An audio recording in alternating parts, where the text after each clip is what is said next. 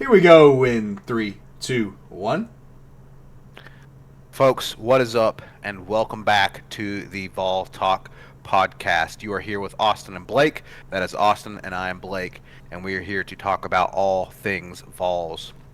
And Austin, today we're going to be getting into the Tennessee men's basketball win against the Vanderbilt Commodores at home. It was closer than we would like, but we did get revenge on Vandy this year.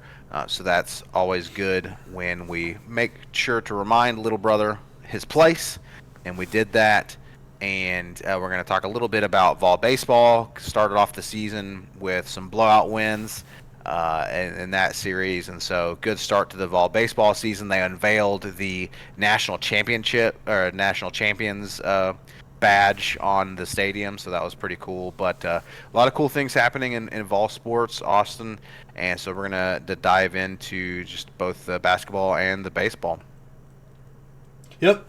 Basketball win, huge win. It was looking rough, looking super rough, man. Vibes were very low in my group chat, dude. Super low. Like saying this team has zero chance in the tournament. We're getting bounced round one.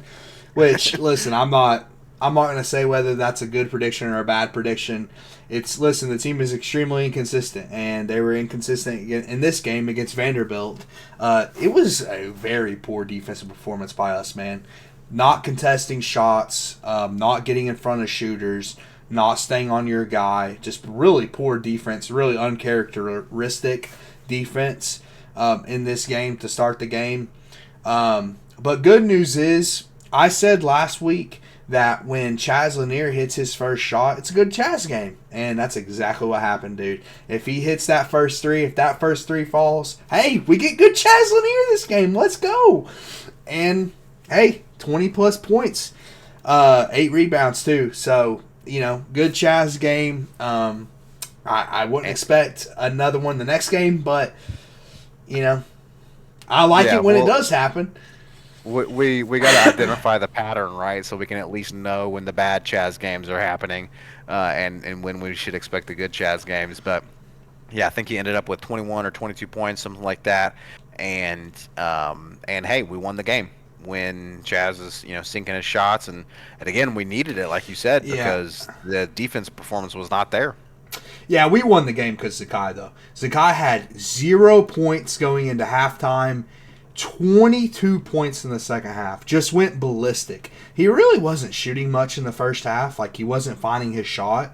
But, man, in the second half, he was just, he was clutch. He was completely clutch in this game. He closed the game along with bring us back into the game. He was the closer at the end. He added eight assists, as he always does. Like, he's a really good passer. And, yeah, man, he was massive. He was massive down the stretch. And he did it differently in this game, too, man. He had been, he shot well from three in this game, but I think it was last game that he didn't shoot well from three, but he still put up points. But honestly, ever since that Kentucky game, dude, ever since he got hurt in that Kentucky game, he has been a different player. Off like specifically scoring the basketball. He's still doing everything else well. He's still defending well. He's still running the offense well and passing well. But man, he's just like, it feels like he's playing looser. He's playing more free. He's like taking the opportunities he can get more and just and taking advantage of those opportunities more. So it's been really fun to watch him down the stretch here, and he's been massive. Dude. He's our best player. It's like he's the key in most games. And I'll talk about my boy Igor, in a minute, but because I'm extremely frustrated with the coaching and maybe a little bit of Igor himself, but yeah, Zakai was massive, especially in the second half, dude. Yeah, he's been playing like the senior basketball player that we does he have any eligibility left? I think this is his last year of Yeah, eligibility, this if I'm is not it. mistaken. Yeah, This is so it. this is his last rodeo, and he's playing like that. He's leaving it all out on the floor. He's giving it his all, and I think this is the best time for me to get on a trademarked Vol Talk rant. Okay, we're gonna trademark the Vol Talk rant because that's, listen, just a little bit of lore, a little bit of backstory for those of you who don't know. That's how Vol Talk was born. Okay, Austin and I would start talking to each other about the Vols, and we would go on mini rants, and we'd get all of our feelings out there about a particular, situation, or the team in general, or the history, or whatever it is, and we just lay it all out on the line, lay our heart out there about the Vols, and that is literally how Vol Talk was born. Okay, and now, y'all get the excellent analysis that you've come to know and love, and the kind of a little bit of structure. We don't really plan these episodes, but we have a little bit of structure, that kind of thing. But at the end of the day, Vol Talk was born on the Austin and Blake Vol Talk rant, and this is my rant for tonight: is Zakai Ziegler. You just had a rant about the rant. Exactly. That's what this podcast was born on. Okay, rants. You're absolutely right. I just had a rant about the rant. Now I'm going to actually execute the rant. Let me just tell you. Zakai Ziegler, they don't make guys like this anymore. Okay? Zakai Ziegler is a rare breed in today's world of college athletics. Okay? A guy who, and that is what we, a guy who lays it out on the court every single day, game in and game out, right? Who gives his all, right? We talk about the hitting the Tennessee sign and giving my all for Tennessee. It's primarily a football thing, but at the end of the day, everyone involved in Tennessee athletics is asked to give their all for Tennessee every single day. And Zakai Ziegler is a guy that does that, and they don't make him like that anymore in today's college athletics world, of someone who is just out there for the love of the game, who's just laying it all out there, game in and game out. And there's the money and and yeah, I'm sure Zakai's got a nice little NIL package, so on and so forth. But at the end of the day, we've talked about this before. What makes Tennessee different is the people who love to put on a volunteer uniform, right? There is no other school called the Volunteers. There is no other school who has bright orange as their color, right?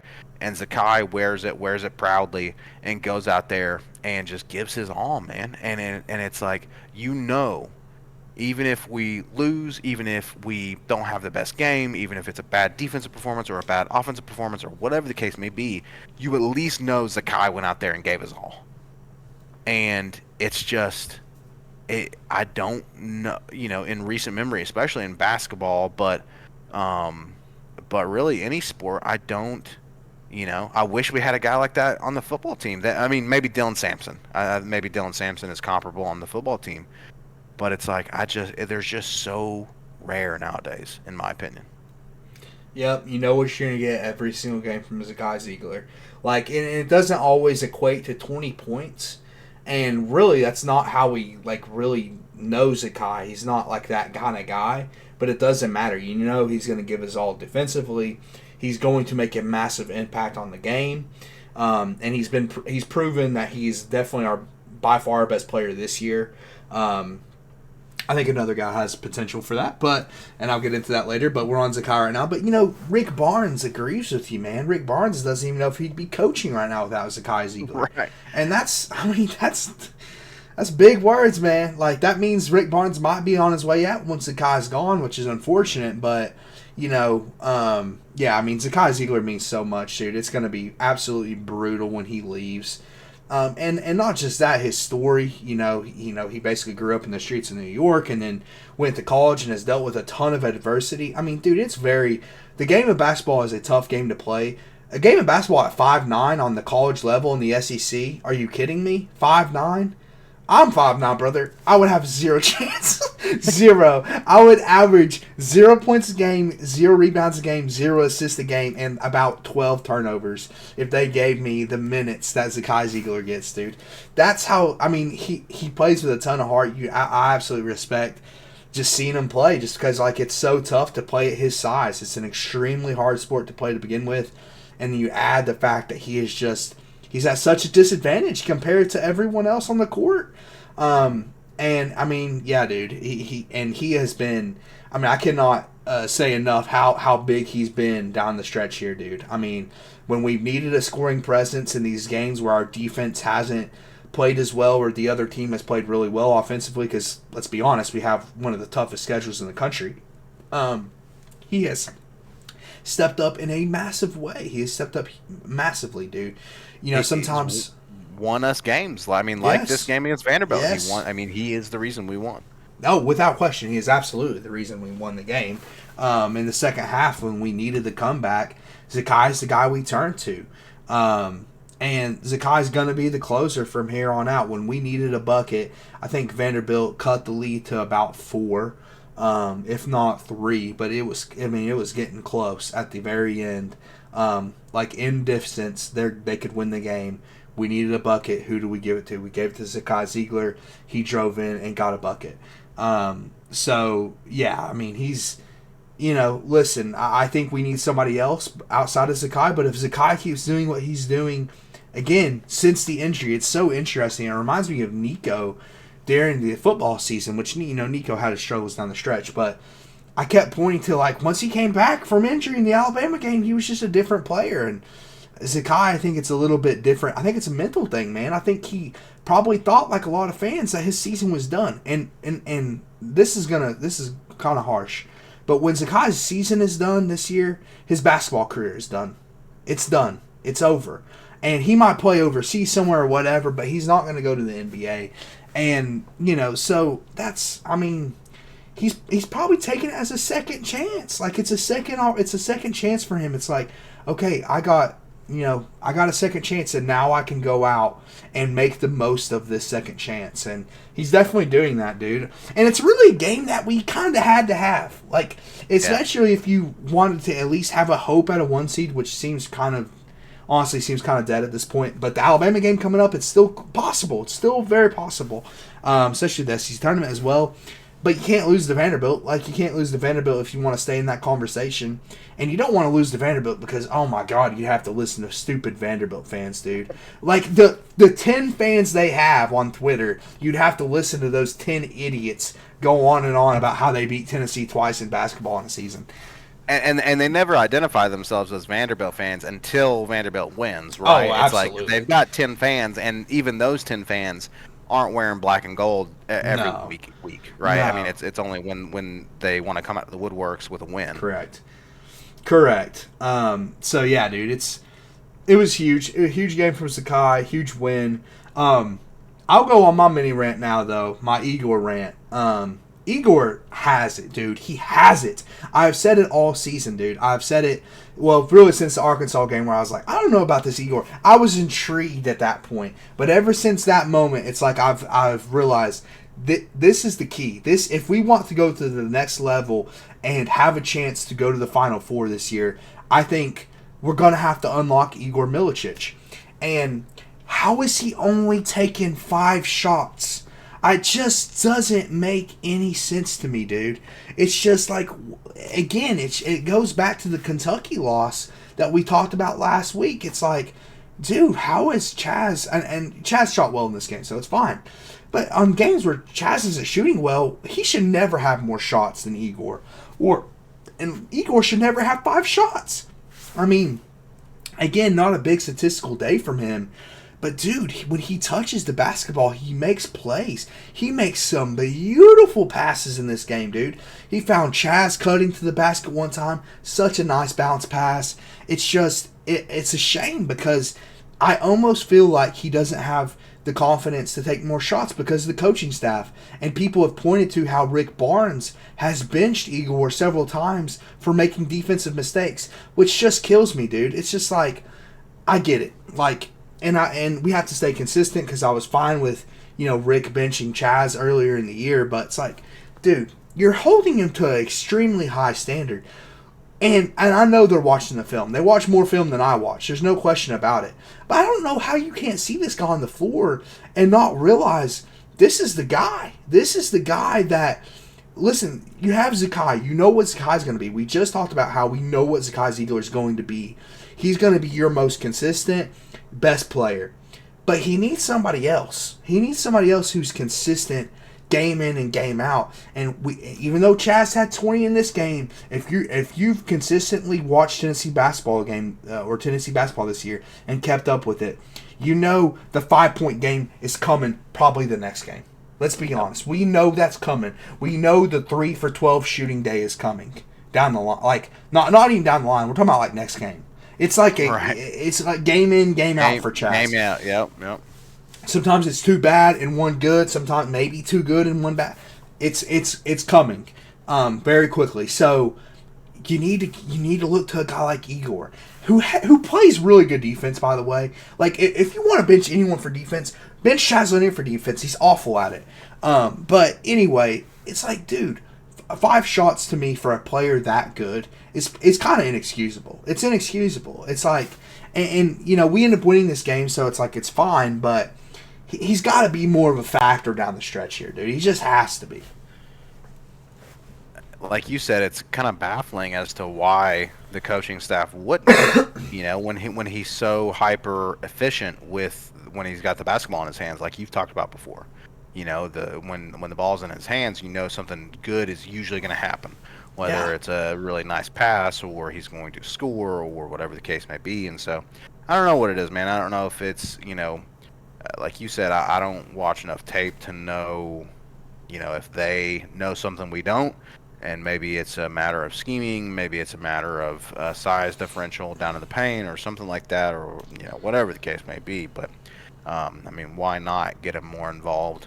And and again, just, I guess, it seems like a lot of times we're not nimble in terms of being or flexible in terms of, okay, when the game plan doesn't go right, okay, what's plan B? What's plan C? You know, it's like a lot of times it's like, okay, if plan A is not working, then we just kind of flounder, it seems like. And it's like, okay, well, you know, that's fair. I don't know. It's just, I agree with that. But, you know, Igor also showed, he has showed this a few times this year, that he can handle the ball decently. I've seen him drive to the basket, and he did this in the Vanderbilt game. He drove to the basket and drew a foul. That is so valuable, dude. If you can do that consistently, that is extremely valuable. Now, I will say he hasn't been an insanely good free throw shooter. He can improve in that realm. He did miss a couple free throws, but dude, if he can draw a foul, dude, that's the kind of guy who can, again, create his own offense, whether it's driving to the bucket, drawing a foul, getting a foul shot, or he can stretch the floor, he can hit threes. It's like, I don't know, man. It's the limited opportunity, and, you know, and part of that's him, but I think a lot of it's coaching. I like to see it change down the stretch here, man, because listen, I think the reason some people have a lot of questions about this team and what they're going to do in March is because the range of outcomes are so vast, right? Mm-hmm. Like we have shown really, really good this year. We have competed with the best of the best, and we've also put together some terrible stretch of basketball. I mean, we have the Florida game on our resume. We have the first half of this Vanderbilt game on our resume. We have some really bad basketball on our resume, so I get why people have question marks about what we're going to do in March, because it's nothing but good teams in March. Although I think, you know, that's fair to say about the SEC too. Like how many non-tournament teams have we played this year in the SEC? Like any? I have no idea. It's like none, pretty much. Like we're playing nothing but tournament teams, pretty much. And that might be 100% tournament teams that we have on our schedule. So in the SEC, so you know we are playing good teams, but it means everything in March. Like once March hits, it's like one and done. So if you have one stinker, it's over, and you can have a stinker whenever. You can have a stinker in the round of 32 and get bounced by some, you know, high seed team. So, you know, I get nowadays. Nowadays, you can be a number 1 seed and have a stinker in round 1. I mean, we have officially seen a 16 seed upset a 1 seed, right? It's exactly, literally everything is possible now. We used to say, okay, the 16 seed and the 1 seed, that was the one thing that was like, that's not possible. It's true. Now it's all possible, you know. And again, it comes down to the flexibility of being able to account for those days when Chaz Lanier's off or the offense, and it's being able to shift and have Different backup ways game to win. plans, Have different different ways ways to to win. win. Yeah, I agree. But I think on the flip side of saying how we've had some really bad performances, I think we're also capable. And again, it's a lot to ask because it's a 6 game stretch that you have to go on, but we're capable of putting together really awesome performances. Like there are guys on our team like Chaz can put up 20 plus points now. He can also give you 5. Igor's capable of putting up 20 and 10. He has done that like a few times this year, and is honestly could have done that several times this year. And Zakai, the way he's playing, so I think there's a lot of potential right now on the team. I don't know if all of it's been realized yet, which you don't have a lot of time left, like right, like we're off in the middle of the week this week. We have a game this Saturday. What's our game this Saturday? I'm actually blanking right now. Is it Alabama? Text, no, Texas A&M. A&M. A&M's going to be a 2 seed, so that's another go figure huge game. Like all these games are massive, and so yeah, I mean the A&M game is going to be huge. But yeah, I mean you don't have a lot of time to figure this out. But if they can somehow figure out a way where Chaz can be a little bit more consistent, and you can unlock Igor's full potential, and Zakai continues doing what he's doing, then dude, this team can make a lot of noise. Or this team could score 40 points in the second round and get bounced. Like it's God, that would be immensely embarrassing. But honestly, I would almost love to see. I mean, maybe there's a middle ground. Like, does it have to be only Igor and Zakai, or does it have to be only Chaz and Zakai? Right? We know Zakai is going to be a part of the equation all the time, but maybe it's a game where Chaz scores, 12 to 16 points, and Igor scores 10 to 15 points. I mean, is there not a world where both can coexist and have good games at the same time, and Zakai's having a decent game, or maybe even in the case that Chaz and Igor both are scoring well and playing good defense, then maybe that opens up Zakai to focus on just running the offense, and I don't know. It's just I mean, I think it it could have seems to happened in be this Vanderbilt game if Igor okay. didn't take 5 shots. Like Igor had a Right. super efficient game where he scored 10 plus points, or 10 points exactly. In fairness, but I mean, yeah, it's definitely possible. They have to find a way to mesh all together, and and consistency, dude. I mean, that's you know, it's nice that we have Chaz Lanier who can score 20 points, but it is about consistency. We don't really care that you can do it. It's how often can you do it. So yeah, it's such a wide range of outcomes for this team in the tournament. So hard to say because again we've shown that we can compete with the best of the best, but we've also put together some of the worst performances in the Rick Barnes era. At Yeah. times during the season. So it's a Yeah, hard and team to figure out. I feel like if they could just kind of flip the switch just a little bit, just kind of turn that consistency hump, this could be a national championship team. It's just like you said, comes down to consistency and being able to uh, narrow the range of outcomes as we're talking about. So we'll see if they can do that. You mentioned briefly that we have no midweek game this week, and so we will not be dropping 2 episodes this week. This will be the main episode, at least for basketball. Now, we did record some bonus content for college athletics in general prior to the main podcast that we're recording, to the main episode that we're recording tonight. So Austin might be dropping that later in the week. We will see. Mostly But college football related, but it was yes. mostly college football related, because when we talk about it, just a little sneak peek is kind of about the changes to college football, and started with Playoffs. talking about the playoffs exactly. So be looking out for that maybe later in the week, but there will be no midweek game this week, and so we will not be talking about basketball the rest of the week. The next game that we have, like we talked about a second ago, is Texas A&M, which will be happening this coming Saturday on the 22nd. So we will do a review of that game after Saturday.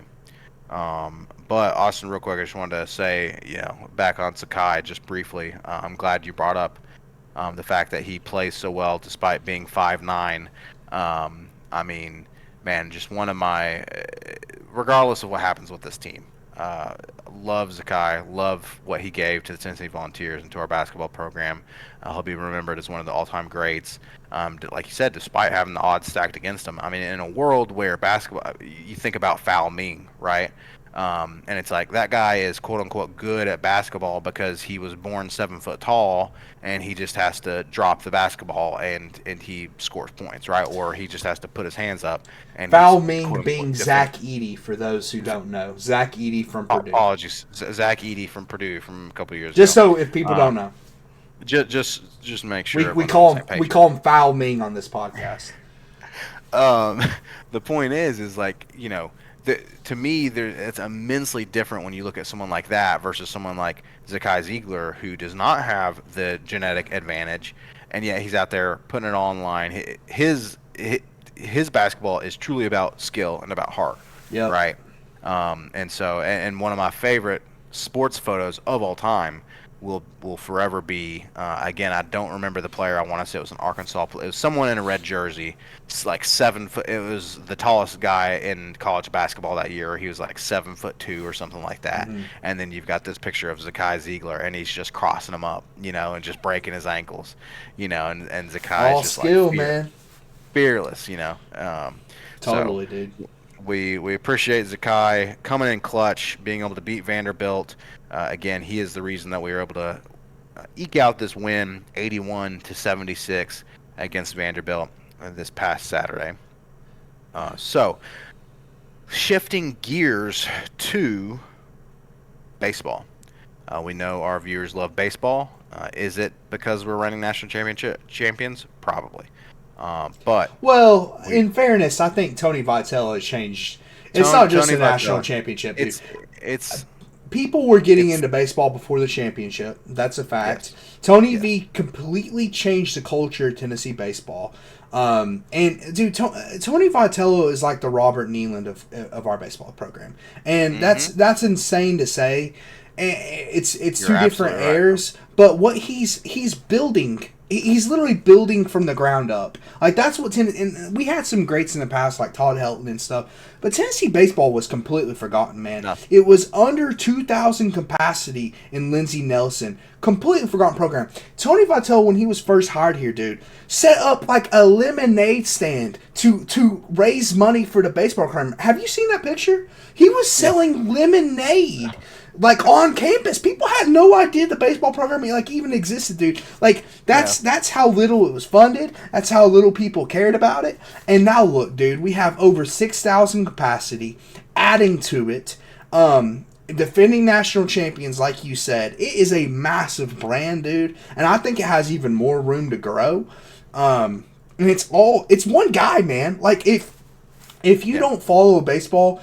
And you haven't followed it since Tony V has got here, because I'll be honest, I didn't right when he was hired.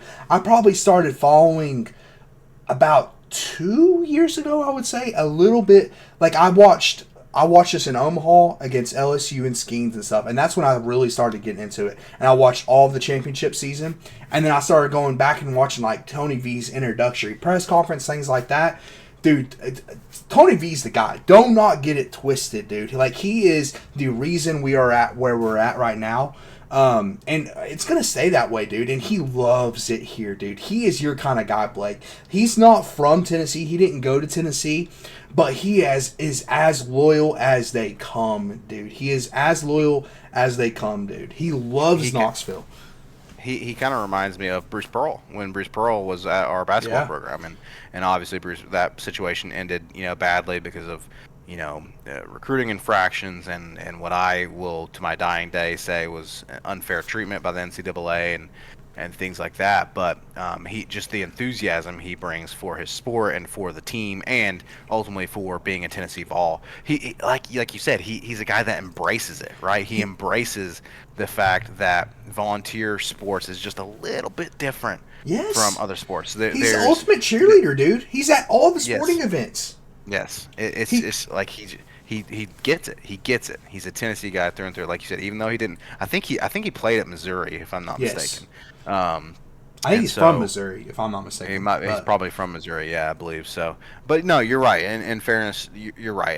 Again, I say that because obviously now if there was anyone left who didn't know about Tony V, if there's anyone left who didn't know about the meteoric rise of Tennessee baseball, they're gone now, right? yeah, We're because national we're champions. champions, dude. There was a huge parade in Knoxville. People know now, right? And so that's why I say that. But ultimately, you're absolutely right that Tony V is kind of like you said. I think that's a great analogy to Robert Nealand Or the in Pat terms Summit of of, and I know, or Pat comparing someone Summit to or Pat Summit, but that's the that's comparison not to his that's sport. not correct. That's not to say that he has reached that level in Accomplish terms of what they've accomplished. Yes, championships and things like that. But in terms of it's not about revitalizing Tennessee baseball, right? Like you said, there's nothing being revitalized. There's nothing bringing back the glory, right? It was nothing. He is literally putting the Tennessee baseball on the map, which is correct. perfect timing because we are firing on all cylinders on every sport. And now he's that cherry on top where it's like boom, Well, he got us over the even top, man. baseball. He got us over the top. Well, that's what I'm saying. He got us over the top, and in a sport like people talk about how Tennessee has never been a basketball school, right? We've always been a football school, and so yes, we're on the map in basketball now. Um, Men's basketball in addition to women's basketball. But the thing is like we were never really on the map for men's basketball, but we had some greats in the past. We, in the Bruce Pearl era, we were starting Yeah, to get on the map, blah, blah, blah. Tony V has literally out of nowhere put Tennessee baseball onto the map, and now it's like, what can't we win? literally. What can't we win in terms of sports as Tennessee Vols? He's the kind of guy that we're gonna have a fun baseball team every year, and that kind of brings us into what we're talking about right now, which is the first series of the year, the Hofstra. I think Hofstra is what they're called. Hofstra. Yeah, Hofstra. I watched a lot of the games, listened to a lot of them. I have been sick, in all transparency. But I've been listening to most of the games, watching a lot of the highlights. I mean, dude, it's Hofstra or whatever. I can't even pronounce the damn name now that I'm on stream. But Hofstra, I get it, but dude, they look is as explosive, as much power, as much exit velo. The pitching staff is looking nasty, dude. I'm most excited about the Mississippi State transfer, Liam Doyle. He started on Friday night. Dude, he's got some nasty stuff, dude. He pitched, I think, 6 innings. I don't have the exact numbers in front of me. He pitched like 6 innings, only gave up a single hit, had like 11 Ks or something crazy like that. If you can try to find his stats, I would love that because I don't know if that's what you're looking for or what. But Liam Doyle, man, that's a guy to put on your radar. Apparently at Mississippi State, he was pitching like 96 to 97. Now they got him bumped up to like 98, 99 on the radar gun, dude. So he's gotten better over having, because let's be honest, Tennessee got a little bit more juice than Mississippi State, so you got a little bit more resources being pumped into him. You got the best baseball program in the country being pumped into him. So all of a sudden, he has developed, and he looks like he's going to be our ace, man. He looks like he's going to be the ace. So very excited about Liam Doyle. He's got old Kirby, the mustache. He's got him coaching him now, so sky's the limit for him. But yeah, I've got your stats here. 5 innings pitched on Friday against Hofstra, and 11 strikeouts, and only 1 hit allowed. So I got everything but the innings pitched right. Yeah. That's crazy, dude. And I get it. It's Hofstra, so it's hard to evaluate what we're seeing right now especially from the batting lineup. Especially small schools like Hofstra. It's like, listen, they don't have a lot of pitching depth, and I expect our boys. We still got old Dean Curley coming back, hitting first in the lineup. Got Hunter Inslee hitting third in the lineup. We got some returning faces, boys, that we expect to do great things. So I expect them to hit well against Hofstra, but man, sometimes you can just see it in a picture, and it looks like I can see it right now with Liam Doyle. Very exciting because that's the number one thing in baseball. Like, we get it. Our boys are going to hit bombs. Like, they're going to hit bombs. But if you don't have the pitching depth, like, that's what came into play last year. That's how we made our run in Omaha last year. We needed the pitching depth. And if you don't have that in baseball, if you don't have good pitching, if you don't have a good pitching staff, you're not going to go far. So it's looking promising, man. Through one series, it's looking extremely promising. We'll see how it plays out. Like, I don't know if I think it was Doyle, Marcus Phillips, I want to say, is the second guy that pitched, and then Nate Snead. Nate Snead pitched last year as well. I don't know if that's going to be the three starters on the weekend series or what. I don't know how that's going to play out. Still a lot of time before SEC play before we figure all that out, but so far it's looking extremely promising. And man, I think it's very hard to two-peat in baseball. But there's a chance. There is a real chance with this team. This team has the opportunity to do it, I think, in my opinion. At least make it back to Omaha because they look extremely explosive again this year, dude. Well, that's what I was going to say, is at least make it back to Omaha, right, and be fun to watch all season long. Yep. Because that's the whole, that's the whole thing about college baseball in general compared to the major leagues, but also, again, Tony V and his brand of baseball is that's just fun and exciting to watch. It's a fun time to be a volunteer fan and to be able to watch this team. And like you said, they look as explosive as ever. And, yeah, we'll see about the pitching depth. Again, like you said, basically it's kind of like as quarterbacking goes in football, so goes the team, with pitchers.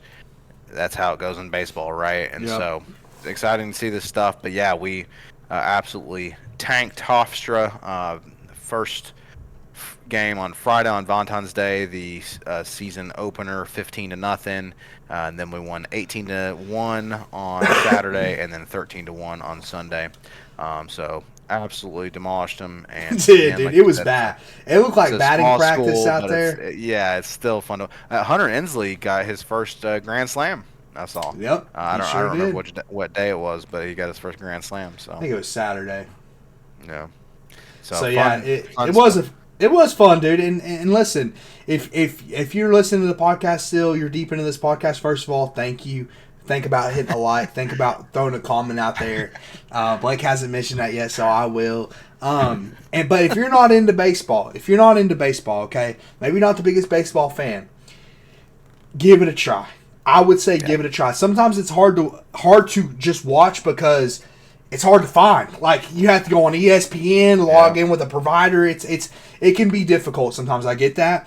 But there's going to be games. There's going to be big-time games, SEC matchups this year that's on ESPN or ESPN2 or SEC Network. Give it a try. Our team in particular, don't think about Major League Baseball when think about college baseball. Like Blake said, it's metal bats. It's completely different ball game. You're going to see a lot more bombs, a lot more home runs. It's a much more entertaining game, in my opinion. Just from the baseball side of it, let alone the fact that it's electric. It's electric, especially Lindsey Nelson now, man. It's become an electric environment, dude. We had a really good turnout opening weekend, and we're only going to keep adding to that stadium, dude. That stadium's only going to get more and more capacity. So I would just recommend to Vols fans, if you haven't given college baseball a try, give it a try. It's a lot of fun to watch. And specifically our team, you're going to see a lot of home runs, dude. Like, a lot. Give it a try for sure. Like Austin said, you might have to dig a little bit. There's an old joke from the movie Dodgeball, I believe, in terms of where the Dodgeball tournament comes on. It comes on ESPN, the Ocho. ESPN 2, 3, 4, and then all the way down to ESPN 8, the Ocho. Since you said that, because that is a joke. That's a good shout out. Do you know that's a real channel? Do they have ESPN the Ocho? ESPN the Ocho is a real thing. They probably made it after the Dodgeball movie. They probably made it. Possibly. We were debating that the other day because well, I won't get into the whole story. I watched some ESPN the Ocho, and there's some rough. Right, I promise you I'm not. Dakota, if you made it this far into the podcast, or Sane, if you made it this far into the podcast, confirmed to Blake that we were watching ESPN the Ocho during the NFL playoffs.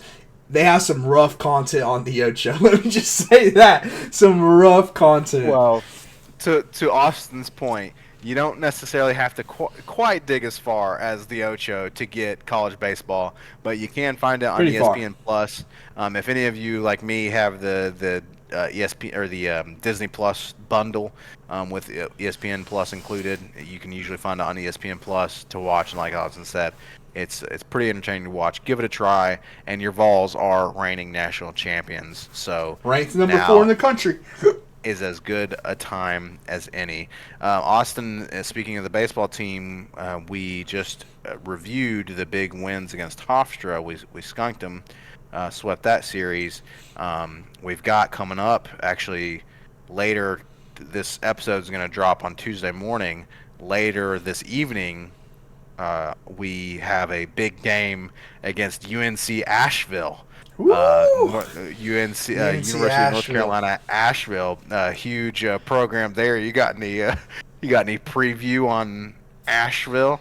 I have not dug into the tape on UNC Asheville yet, and Yeah, I will can't not. say I have either. I will watch the game though, man. I love watching. If you want to see Hunter Inslee hit a couple bombs, or Dean Curley hit a couple bombs, or we got a couple new transfers in, they looked really good over the weekend. There's got to be some long balls, man. It's a really fun team to watch, and it's only one series. So, again, I'm not making sweeping statements about this team or the potential of this team. We really won't know that until we get into SEC play and we start playing better competition. But I can tell you right now, if anything, even if we don't make it back to Omaha or whatever, this team will once again be entertaining to watch and very fun to follow. If any part of you is intrigued by baseball whatsoever, which I get, some people aren't, some people don't like baseball. So, but if any part of you is intrigued by baseball, give our Tennessee Vols a try. Give it a try. We're going to be along for the ride. We're going to be covering Tennessee baseball as we go throughout the season, especially once we start digging into SEC play. Because, like Austin said, it's good stuff. It's entertaining stuff. We're looking forward to it. In fact, later on this month and getting into March, looks like we're going to be heading to the Astros Foundation College Classic. Yeah, that's starting a huge to play against some bigger teams like Oklahoma State, Rice, and Arizona. So it's coming. It's coming fast. We've got a few smaller schools like Samford, and I just found out UNC Asheville is the Bulldogs. I think Samford is Bulldogs as well. Kind of crazy, weird. Saying is we've got some small schools coming up, but it's not going to be small for long. Get into the baseball season because we've got good stuff coming up sooner rather than later in Tennessee baseball. But again, Tennessee baseball will be playing and probably beating UNC Asheville later today, and then our basketball Vols will be playing Texas A&M, who I don't have their ranking right offhand, but like Austin said, very good team, at least probably a 2 seed, and so we'll be playing them on Saturday, and so we will be seeing. We're not going to do any more reviews of any games this week, so we will see you guys on the other side of those games. Until then, as always, go Vols. GBO.